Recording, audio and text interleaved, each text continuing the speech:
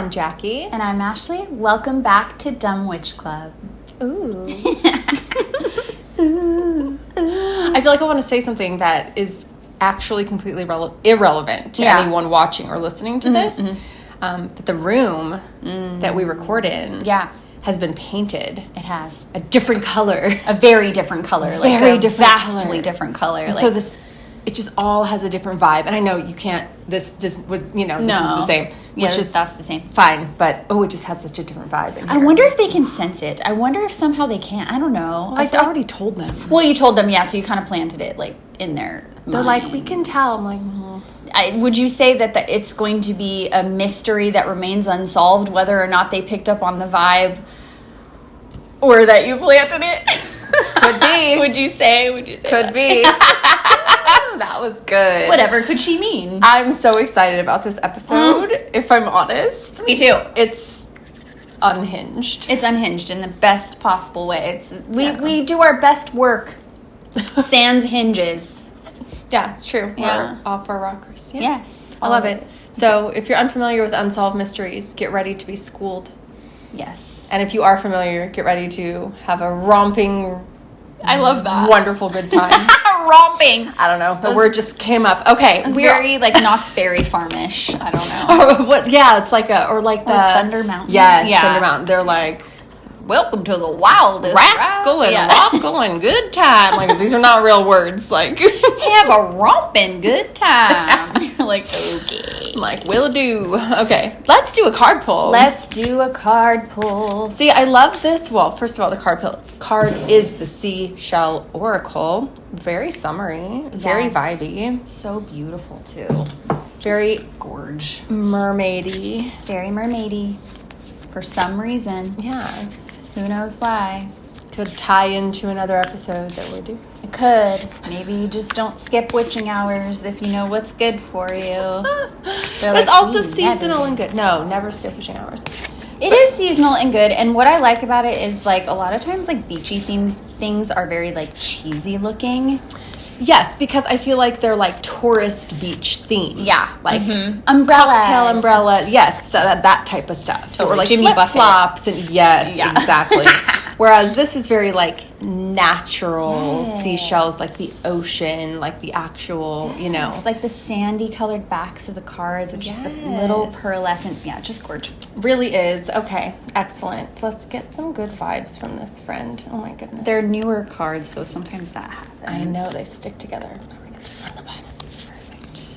Sailor! Ooh. Howdy, Sailor. It says navigation, adventure, travel. Yeah, well, we're about to go into the realms of the unsolved. The unknown and unsolved. So that makes sense. It kind of looks like a ghost ship. It does. I'm honest, and it has, is that morning glory? It could be a morning glory. Yes, it's this kind of, it does. It looks kind of like a ghost ship with a giant kind of fantastical flower and vine growing all through it. It's some kind of trumpet flower. I don't know if it's a morning glory or not because it's white, but it's a trumpet flower. Like that type of thing. Mm-hmm. Navigation, adventure, travel. I mean, I love this because travel doesn't always mean physical travel, physically going somewhere. It's going places in your mind, going places when you read, embarking on new life paths. That makes a lot of sense. Totally. And I think that word navigation does lend to that too. You know? It's kind of you're finding your way, winding your way. Yeah. So it's encouraging, there's new horizons to be seen, and that's a good thing in a lot of ways, right? Totally. Let's navigate out of this whole mess that's been the last couple weeks of garbage. Mercury retrograde and all kinds of others. So yeah. Also, I normally, we normally put the card up here, but I didn't want to block this cute little whale mug. He's so cute. He's the best. His little happy face. Adorbs. So okay. All right. I wish I had the theme song. I know, but I don't know if we can get that. Yeah, we would probably get in trouble. Trademark-wise or whatever. Copyright. We would probably get in trouble. But I'm glad that you said that because the theme song is a large part of this. It is iconic. It's iconic. And it's a large, large part of why this show gives you the feels that it does. Absolutely. It sets the mood, it sets the tone. It's like this very like kind of high, like anxious kind of sounding, like like this, you know, that was not the quite right tune or whatever, melody, but yes, right? And it puts you immediately like, you're like on edge. You're like, what? Yes. What is happening? What's going on? What's coming? What is that? What even is this? I don't know what this is. What is this minor key and what is it telling me? Yes. It's very anxiety producing. It is. But like also in the best way. Yes. Because you're like so curious. Yes, you're fascinated. You're just so drawn in. It draws you in, precisely. This is when like they cared about doing that. Yes, when actually they caught your attention in like a very like low key almost way. Yes. And kind of drew out the anticipation. Yes. Whereas now it's just like you can't even click through the guide. It's like immediately playing stuff. I'm like, I didn't even select this. I know, I hate that. And like there's not a lot of thought put into theme songs and sort of that. I mean, some shows there is, but like in a lot there isn't. It's just these MIDI tracks and it's like whatever, and they don't really care. Or they just start right into the dialogue. Or they just start right in. And then the titles are just like appearing silently almost. You know? Which that doesn't like get you in to a state. I would say, and I know this is tooting my own horn a little bit, but whatever. I would say like even our theme song, which I wrote and played, by the way, I think it does that, right? Try to pat yourself on the back too for that. That was Can I do it very dramatically, like we saw a few minutes ago? I don't know if it can be that dramatic. But I don't think I can do it that dramatically. No, but you did. You did do that, and it's beautiful. And it encapsulates like the emotion and the feel. And I like that it brings you in because you listen to it, you know what's coming, and then it brings you in. And this theme song is like, oh my gosh! Like I remember being scared of it, like as a kid. Like I would hear it and be like, oh no, oh no. Yeah, because this show aired originally starting in 1987. Yeah. And it aired at night. So it was also like if you were young or a kid at that time, it was probably like late for you, you know, when you were a kid. Totally. So it was like you would hear it come on and you're like, it's nighttime, it's dark, I'm not supposed to be awake. Now this creepy show's on. It was like so exciting. And it was in syndication for like a long time. So even if you weren't watching the episodes from the 80s or don't remember them or whatever, they would replay them. They did it all the way through the 2000s, like the early 2000s. Yes. From what I remember. So there's kind of different ways to say how many seasons of this show that there are. Yeah. So there's like 12 seasons, but Dang. Yes, right? Which is a lot. But they've also, and I think maybe they were one of the first TV shows to do this, they would repackage segments from previous episodes into like a new episode, but it didn't actually have new content necessarily. So they would kind of repackage it and yeah, so anyways, there's other ways to kind of, you know, and they're available on Netflix. Yeah, and Amazon Prime. Yeah, Amazon Prime has the older ones. Yes, Netflix has new episodes. Yeah, there's new ones, which I have mixed feelings. I haven't actually watched any of the new ones. Yeah, I've watched a couple of them. I haven't watched it religiously. I've watched a couple of them. There was one that stood out for me in the first like season. Now they have a second season. Yeah, more than that actually. Oh yeah, the way that they have it kind of packaged, it's like volumes. Yes, it's volumes. Not calling them seasons. That's right. I don't know why, volumes. But yes, because I just looked into it because we're doing this. You know. Yeah, I've seen a few from volume 1. I guess it would be. I don't think I've watched any from volume 2, but yeah, and really only one of them stuck with me, and that's pretty much it. So, Unsolved Mysteries ran from 1987. That's crazy. Basically to like 1999. Yeah. And now has been remade recently. Sure. But throughout the time, so it was like in syndication. It went from different network to different network, like through its run. And sometimes, I mean, it was just like you would have a marathon, like a whole day of just Unsolved Mysteries. Like it just became like a cultural phenomenon. It really did. Absolutely. It really paved the way for a lot of what you see now in terms of documentaries, true crime. So, okay, I'm going to go. This is my favorite part of what I wanted to talk about today. I was trying to think, like, If people don't know what this is, which I kind of would be surprised. Yeah, I would too. It's the number 4 most searched documentary across all streaming services. I have never met anybody that doesn't know what it is. Even if they didn't really watch it as a kid or don't have memories of it, they know. It's like you said, it's in the zeitgeist. Like, they know. Yes. So I was thinking, though, okay, how do we... I'm going to, like, try to make a list of, like, what types of segments were included in Unsolved Mysteries. I love this. Okay, so here's my list. This is a non-exhaustive list, too. You could add to this. Wow. And I'll define some of the things as... So a lot of the episodes included missing persons cases. Unsolved murders, what we might call cold cases now, but wasn't really used commonly back then. Paranormal, which includes hauntings, ghost sightings, cryptids, aliens, of course, close calls, and by that I mean these situations where it was like 1 minute later, this terrible event happened. Like a tree crashed down and it could have killed you. Yes, they were in the tent and the tree, they left and then the tree crashed and, would have smashed them. Like close calls, that's what I'm calling that. I don't know. Yeah. Medical anomalies. Yeah. No, I don't like that. I know. Miracles. Okay, yeah. New age and healing. Lots of that. Interesting. Lots of that stuff. Angels. Oh, yeah. I remember. Which is a little bit paranormal, but... Yeah. Also a little new age, right? Wanted persons. Yes. That was big. Yes. Legends. Oh. So, okay. Just local legends, local stories. Oh, I love that. I love that kind of thing.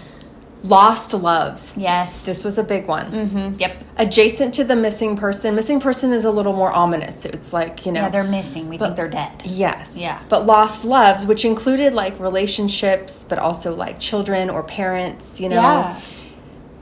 That was very popular. Scams. Yeah, scams. Scam artists, right? Fraud. Yes, correct.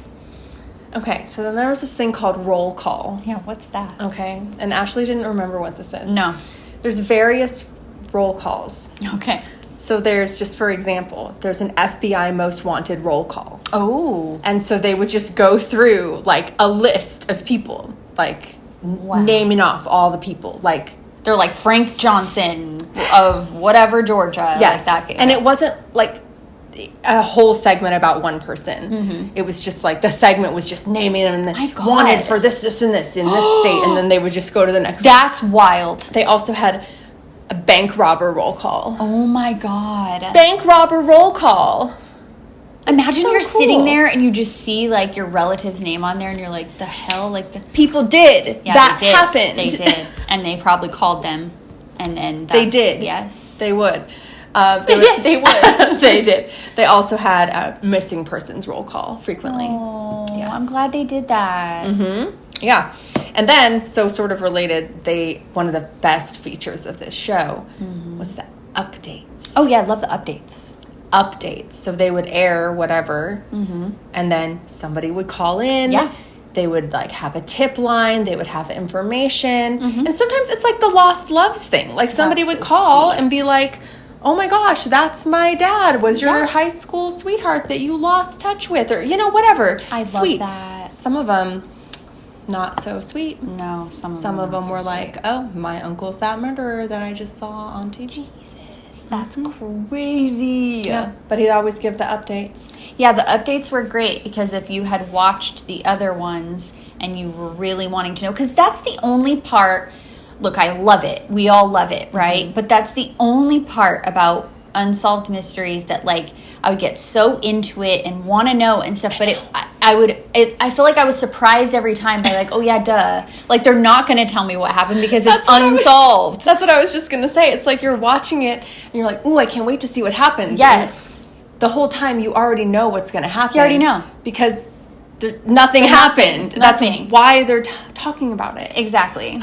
And then you feel dumb because you're like, the literal show is titled that.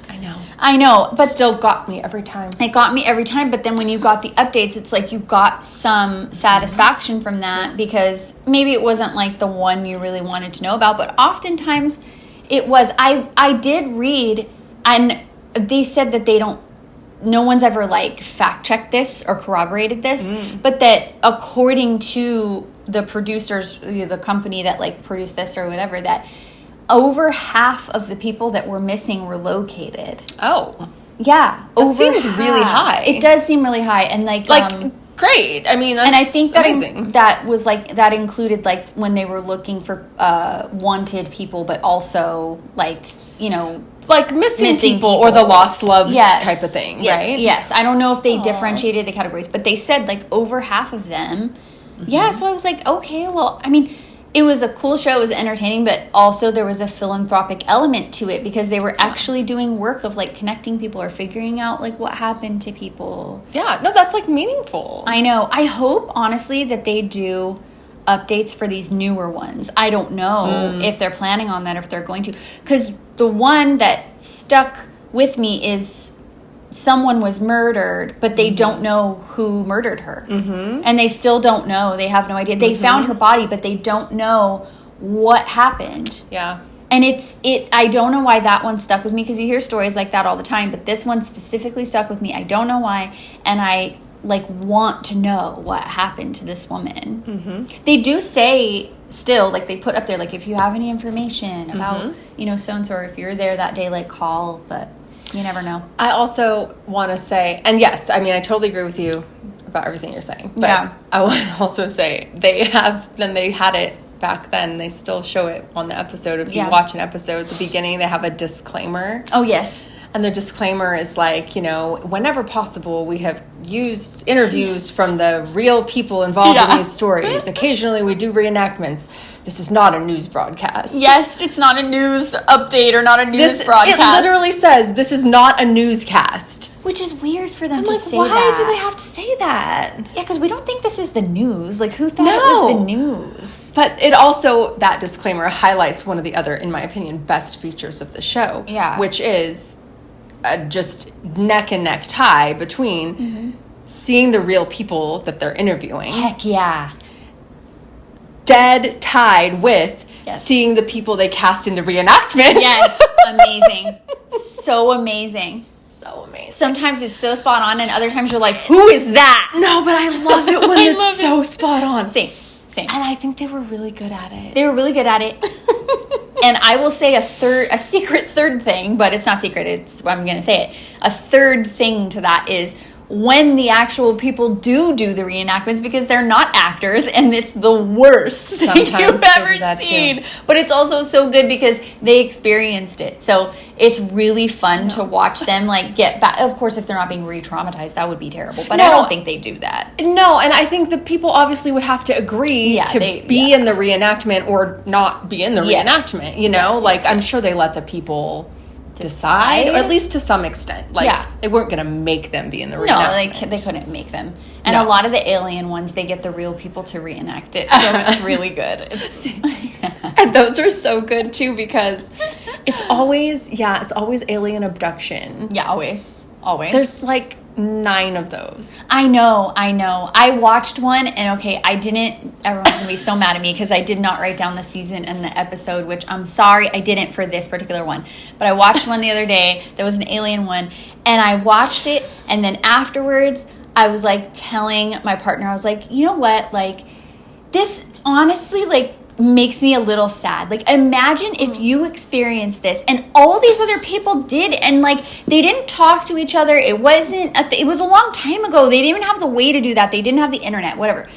And they all are convinced. Like, you see them, they are convicted. Like, they know what they saw, they know what they experienced. They don't even really care if you like believe them or not, and they've undergone all this duress, and I'm just like, what actually happened to them?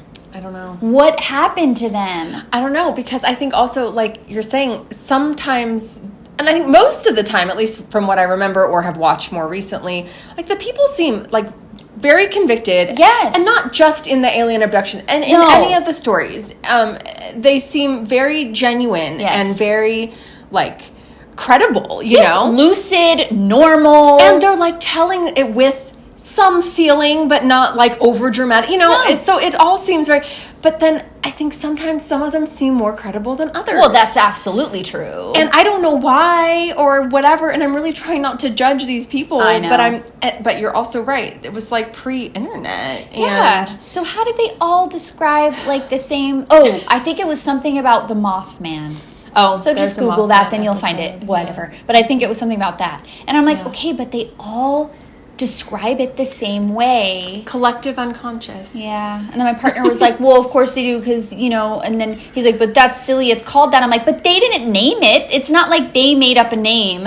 They didn't name it. It's just the way that it looked to everybody. Then they started calling, you know, whoever, like, made up the name. If you see a giant man-sized moth, what else are you going to call it?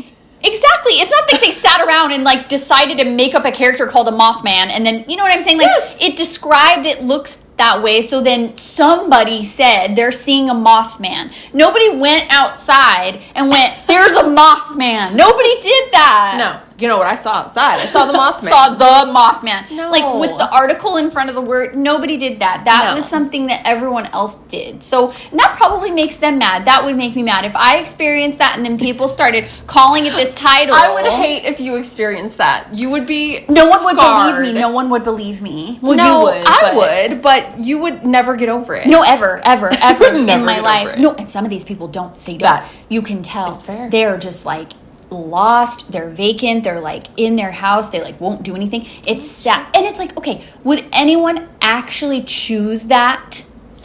I mean, unless there's already something fundamentally wrong with you. Exactly. Then you might, but that's a problem too. That means you have something that's causing you to choose that. Because nobody would. Nobody would. That's the thing I always go back to. I'm like, nobody. Why would they be lying? Like, there's no way that they're lying. No. Well, I also feel like, one of the worst things is to not be believed. Oh, so why would you set up a story that you would know nobody would believe and then just keep telling it over and over again? And you know people are going to make fun of you. And especially these people that are in, like, small communities. Uh-huh. Why would you ostracize yourself from your entire community that you cannot leave, don't want to leave, right? Like, all this kind of stuff. They're not in, like, New York City. This is not happening there. So why would they do that? And then they're that person they're the pariah. Yes, and then everyone's like, they're crazy. They said this and this, right? Right. Why would they, like, purposely put themselves up for that? Yeah, no, I don't know. I mean, I don't think they would. It makes me feel bad. And you're right. You bring up, though, another sort of point, I think, throughout this show, and one of the reasons I always loved it as a kid, was that these people, I mean, not like I lived in New York City either, but they weren't, like, from anywhere you've ever heard of. 100%. They were from, like, the middle of nowhere in every state. These people were just like, I'm like, these people exist. This is supposed wild. Yeah, you know? Exactly. Yeah, they'd be like in Waterman, Indiana. Yes. And you're like, where? Yeah. But Robert Stack was out there. Okay. You bring up another highlight feature of this show. Heck yeah. Mr. Robert Stack. Mr. Robert Stack. Okay. So, a voice. Like a crackling fire. That's apt. That's really just beautiful. I agree. Just warms you up. Yes, it does. Makes you feel at home. Let me ask you this question. Yeah, do. Yeah, I do. Ask me. I'm so excited. Was Robert Stack our gateway drug to Keith Morrison? 100%. 100%. I agree. They rival one another, only one another, in a very special place in my heart, mind, and elsewhere. Yeah. Robert Stack, like, effed me up as a kid. Like, it was everything. It's everything. And if you haven't seen it, now you really, I mean, they're curious now. Their curiosity is peaked now. You have to see the trench coat. The trench coat it's iconic. There's always fog behind him, and he's walking, and the road is wet, and he's talking about a mystery. Mm-hmm. And he's so, like, deadpan, but in, like, so the best serious. way. So serious. He's telling you the facts. Oh, they're factual. I don't care what he's talking. He could be talking about the Mothman, and it is a fact. Yes, 100%. So one of my favorite episodes... Giving me the beginning... Giving me the heats. One of my favorite episodes, the beginning of this episode... and I'll tell a little bit about the episode after. Yes. He's standing there. The fog is there. The wet street. It's nighttime. There's trees. Yes. He's in the trench. His fit is fitting. The whole thing. The hair is slick. is coiffed. It's demure. It's mindful. It's all of those things. And he literally says, and there's a little more to this, but he literally says, it's late on a moonlit night. The shadows seem to reach for you. And I'm like, hell yes, they do. I know. Hells yes, like, they do. Call me Shadow, baby. Yeah, because I'm reaching for you. It's such a mood. Like, it's such a vibe. You're, like, so good. Instantly in it. I'm like, what the hell's happening here? And the other thing that I remember, like, thinking as a kid, which is really funny, and I think people will identify with this, I used to remember thinking, like, oh my God, like, is he going to be okay? Because he's, like, where he's talking about. I know. Like, there's no production crew with him. No. Like, he's just rogue out there. Like, this rogue reporter being, like, from the scene. It's like, are you going to be all right? Because there's a murderer. Yes, there's a ghost in that forest. It's reaching for you. No, I know. I agree. I feel like, look, it's not like the type of show where he, like Keith Morrison, goes and interviews the people. Like, Robert Stack is not interviewing these people. No. He's just kind of like MC narrating the show and like But I of course I thought, especially as a kid, I was like, he is personally finding these people. Yes, he is personally meeting all of them. Yeah, he is like personally like vetting their story. I 100% thought it. And then I'm like, and then he's putting his life on the line. Yeah, life on the line in his trench coat out there in the dark. Mm-hmm. I was like, it's gonna come up behind you when there's like a Mothman behind. There's a Mothman out there, Robert. What are you doing? I know. Yes, I remember distinctly thinking that. Like, there's no way that's a set. He's like in Waterman, Illinois, or whatever, wherever he is. Do you think, does he go by like Bob or something? He could be a Bob. I think he could be a Bob, but I think that's it. He's not a Rob. He's not a Bobby. No. But when he was little. Maybe Bobby when he was little. That tracks for like how old he probably... Oh, God, now I don't know if he's alive. Oh, and you know what? And I'm not going to say because I always make this mistake. That is one of the things I did not look up was, well, whether he is alive and or his astrology. So maybe our producer can help us because we're really curious. Yeah. So while he's looking that up, I will tell you that episode is one of my favorite ones. Oh, I just love that. I love it. It's season 6. Episode 15, so you can look it up. It's called Resurrection Mary. Amazing. It's the best, and it's this... Okay, should we pause for information? Yeah. He's born January 13th, 1919. Capricorn. 1919? Died May 14th, 2003. Oh, he died so long. We wouldn't have been really thinking about that. R.I.P. Taurus death date, Capricorn. Very earth signy. Very earth signy. No wonder that makes he was sense. so comforting and comfortable. He was. And so brave. Despite being so austere, he was very, like, it was consistent. It was comfortable. We knew. I trusted him with these stories. I trusted him as the steward of these things. If anybody was going to figure out what was going on, it was Robert Stack. Yes, and as much as, like you were saying, we may have worried for his safety or felt that he was, like, so deeply involved in all of this, I never, like, he was invincible. He was invincible. Like, nothing was really going to happen. I will agree. He was invincible. He was always there. He had it handled. Yes. He had it handled. Yes. He would figure it out. Absolutely. And he did. He always did. Except the majorly unsolved portions of most of the stories where he didn't, but he tried. I think he gave it a valiant effort. It's the most important thing is that he tried. I don't know if that's true. I don't either. What were you going to say? Anyways, thank you for that, by the way. Yes, please, thank you.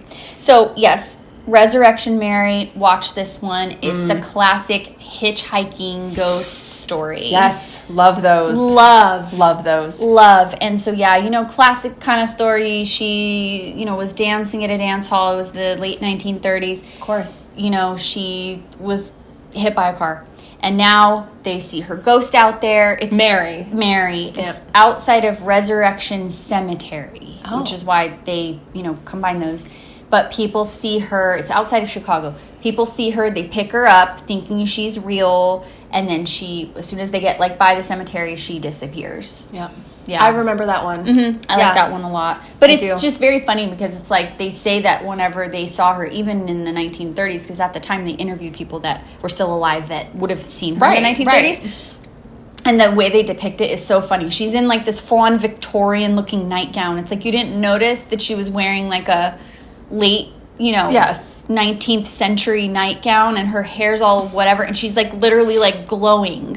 Yeah. It's not weird to you that she's glowing. You didn't worry about that when you're not worried about invited her into the car? The glow, and then but anyway. Yeah. That's that one. That reminds me too, a lot of the stories that they would tell on the show, this show aired in the later 80s into the 90s and stuff, right, and beyond. But a lot of the stories took place in the 1940s, the 1950s, 60s. They weren't current events necessarily. I mean, the wanted people were, and some of the missing people were more current, but some of them were also missing since the 40s or something like that, Yeah, that was always wild. Or the wartime people that were missing. Yeah, that was always crazy. I remember one where there was the guy went off to war and he didn't know he had a kid. Yeah. And then he came back. And I forget how he found out, but then he found out he had this kid. And then they showed them, reunion and, oh, it's so sweet and everything. Yeah. That's cute. Yeah, super cute. Okay, I just wanted to also, tell a little story of one of the episodes. Yes, please. I really like, and I like it for many, many reasons, which I will get into. Okay, this is from season 4. I think it's episode 6, but I'm gonna write it down. It could be 4, 5, or 6. I couldn't remember, and I had already clicked out of it, and so I'm it was near the beginning, but not... Anyway, it's right around there. But okay. Cool. So this is the story of Jim. Okay. So Jim is this guy, and Jim is a man. Jim is this guy. He lives somewhere in Illinois, a little town or whatever, not Chicago or something. And his whole life, he had these weird experiences where, he was walking by a group of kids, and they were like, Billy, and he's like, what? And he's like, Billy, come play ball with us. And he's like, that's not my name. And he got into this whole thing with these kids, and but this type of thing would happen a lot to him. And even into his adulthood, there was an incident where his own dad reported to him, he was like, what? I saw you today walking out of the doctor's office. What the hell? Why didn't you say anything when I waved to you? And he was like, Dad, I was not there. So this has been happening over and over. So this all comes to a head finally in 1991 at a convenience store in his town that he lives in. Oh my God, I'm so shook. With his wife and his kids and everything. He comes into the store, and the cashier lady is like, oh, hey, Jim, did you forget something? And he's like, oh, what do you mean? And she's like, you were just in here. No. And he was like, no. And he was with his wife. And the wife was like, no, this is the first time we've left the house. And so the cashier was like, no, there was somebody in here, and he wasn't even wearing the same thing as you, but I swear it was you. And so then they're telling that story to his grandmother. So he was adopted, okay? Oh, no. So his grandmother hears this story, and she gets all quiet, and she's all disturbed. And she says, well, I'm going to tell you something.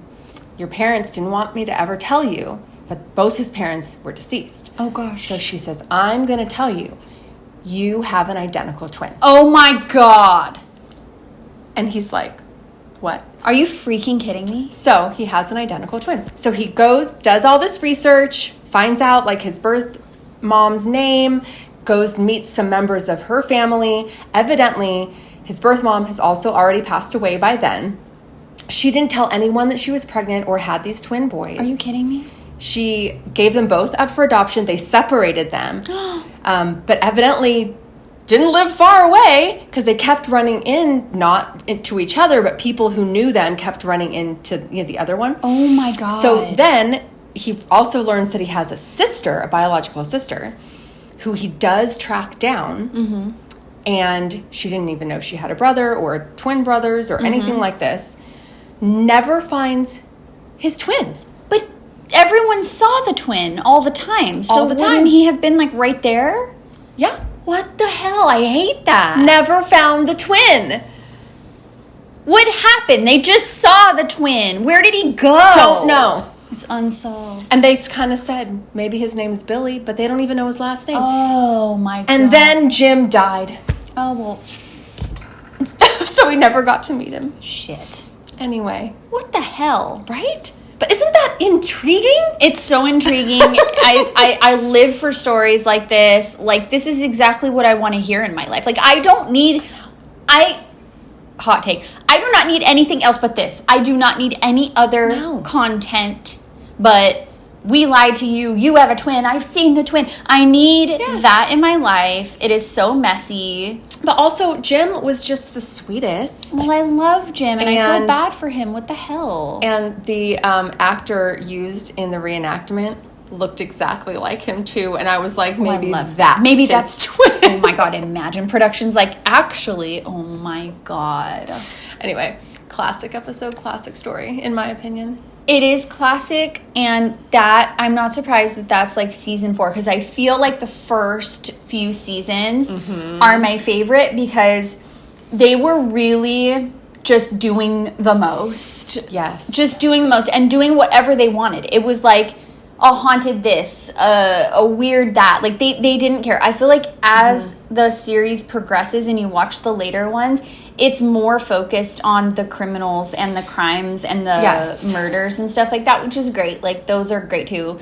But I live for the, like, 1980s, early 90s ones where it's just, like one of my favorites is about how, okay, and people are going to know this one. It's season 1, and it's only episode 3, so it's, like, very early. It is about... Oh, I know what you're going to say. It's about this... The lady... No, it's not. I know which one you're thinking of. It's not that one, but I know which one you're thinking of.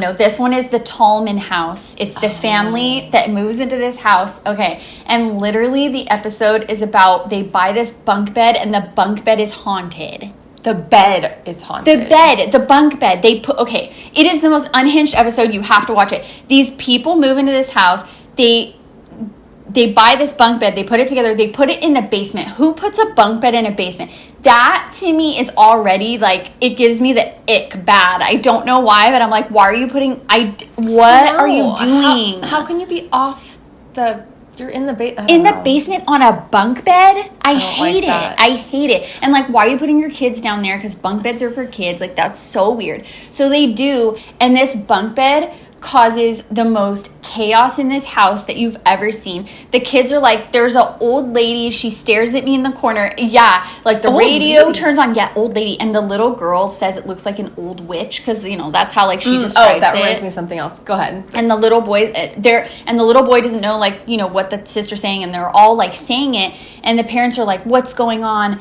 And all this crazy stuff happens, like, even more, like, really crazy stuff. And then there's one scene that's really great where the dad, like, loses his shit. Like, loses it. Like, he's so mad. Is it reenacted? Yes, and he's just, like, and the camera angle from below is, like, the best because it's, like, his mustache, and he's just there, like... Love a mustache. Get out of my house. Like, it's the best. Like, he's, like, trying to confront, like, whatever's in there. And the whole time, like, okay, first of all, like, as a kid, this thing scared the crap out of me. Well, also, you were, like, seeing this, like, dad yelling and screaming. Yes. Like, that's scary, too. It's chaos. They're showing, like, weird paranormal stuff. But I kept thinking, and, like, even think now, like, why don't you just get rid of the bunk bed? Like, why don't you just get rid of it? Literally. Just get rid... You know, you can pinpoint down that, like, this is what happened. It was this bunk bed, but you don't. And then eventually they, like, move out of the house and they, like... Do they leave the bunk bed there? I think they got rid of it. But then they were like, yeah, whoever else moved into the house had no issues and they didn't have any issues. I'm like, it was the bunk bed. First of all, it's probably because you put it in the basement. I think you caused all that. Yes, why wouldn't you just get rid of the bunk bed? Just, hello? These people... Because that who said could have been a solved mystery. It could have been. It actually kind of is solved. Let's say that it's solved because what is unsolved about that? There's nothing unsolved, really. No. It was paranormal, and it's because of this stupid bunk bed. And you kept the bunk bed. It. You're dumb. Agree. Because it's not like we figured out it was the bunk bed, and we're like dummies, hello. No, they were like, ever since we got this bunk bed, it's been like this. I don't know why I was Jennifer Coolidge right there. But just get rid of the bunk bed. Hello. No, you're absolutely right. But that episode when I was a kid, though, that is scary. God, I was scared. I was scared. I didn't have a bunk bed, but I was scared of it. Thank God. I did. No. Bunk beds weird me out, if I'm honest. I feel like they're gonna crash and like everyone's gonna die. I just don't think anyone should be sleeping above another person. It's very weird. Super weird. It's weird. I've slept on them a couple times. Like, I don't know if it was at people's houses or I did sleep like when I went to like camp at a dorm. I know. Yeah, that had them. Like, I remember like occasionally that, but I hated it. I don't know which one's worse. Thank you. I don't know. Because you feel like you're being pressed to death if you sleep on the top one. Because the ceiling is definitely going to crush you. Yes. But if you're on the bottom one, they're going to crush you. Exactly. So what do you do? Exactly. And I also thought, too, if you're on the bottom one, if the person moves, I feel like things are going to fall into your eyes. Oh, God. I don't know. Yes, that happens. This is so obscure, but it happens in Monsters University. They have a bunk bed, and Sully's on the top, and Mike's on the bottom. And they do that, and Sully's fur all comes down on Mike. Okay, well, that is what I meant. I mean, that is exactly what I mean. It's animated fur. So, I don't like that. Yeah, but yeah, that's a classic. That's what I'm talking about. Those early episodes of Unsolved were like the best because there would be multiple segments, and I don't remember the other segments in that one. In the one that I described, another segment in that episode, there's a Lost Love segment in there, which is good. And then there's one on John Wilkes Booth. So sometimes there was like historical shit. Yeah. And then there was also like kind of like celebrity quote unquote stuff. Yes. So there's also like an Elvis Presley one. There's always Elvis ones. They're obsessed with it. Yeah. Queen Mary. Oh yeah, Queen Mary. Jack the Ripper. Oh yeah, Jack the Ripper. Alcatraz Escape. Ooh, that's good. That's a good one. I remember that episode as a kid too because I wanted to go there so bad. I'm like, it's not that far. I know. But as a kid, I was just like, I want to go there. Like, why? But seemed so mysterious. Those are good. Those are really good too. Yeah, even the celebrity ones because it's just like laughable. Like there are always these conspiracy theories about him. They do so many Elvis ones. And the Elvis one literally was about how people were reporting him still being alive and people were having sightings of him and all of that stuff. See, then you say something like that and then I like reflect on what I was saying before where I'm like, I feel bad for people that are seeing the same thing and then I feel bad for them. And then you bring up something like that and I'm like, those are morons. So like, what's the difference though? Like, why do I judge one way and one the other way? Because it's Elvis. He's dead. He's dead. Yeah. Like that's... People were always seeing him like eating a peanut butter and banana sandwich. I'm like, no, you didn't. He's not. That's crazy. Ridiculous. Like it's one thing to see something and you can't define it and you don't know what it is and you did not call it a Mothman, but it's that. And another thing to be like, that's Elvis Presley. I don't care what you know. Playing guitar in some little obscure club in Memphis. Like, he's not doing that. No, that is a whole other level. That's just not what I'm talking about. No, same. But those episodes are fun and kind of silly to watch. Or those segments, you know? Yes. Yeah. Yes. It's fun. It's honestly the best. It's such a good, like, throw it on when you just want something nostalgic. It's weirdly comforting. I know it sounds weird to say that because some of it's, like, scary or murder or whatever, but it's...